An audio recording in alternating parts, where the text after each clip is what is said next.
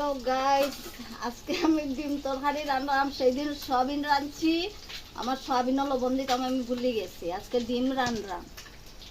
ডিম লবণ দিমু, মরিচ দিমু, হলদি গুঁড়া দিমু, জিরা দিমু, দিয়া সাতলাইমু। তারপরে ডিমর ঝুল ঢালমু। ঝুল ঢালার পরে তারপরে যখন আলু সিদ্ধ হয়ে যাব, তারপরে আমি তরকারিটা নামাইমু। এরপরে আমি ভাত বসাইমু। এই যে ডিম ভাজা করলাম। ডিমটা ভাজা হয়ে গেলে লামাই লিমু। লামাইয়া আলু পেঁয়াজ দিমু, দিয়া একটু ভাজি লিমু। ভাজিয়া তারপরে লবণ দিমু, মরিচের গুঁড়া দিমু, হলদি গুঁড়া দিমু, জিরার গুঁড়া দিমু। দিয়া ডিম দিয়া আবার ভাজি করমু, করিয়া তারপরে জল দিমু।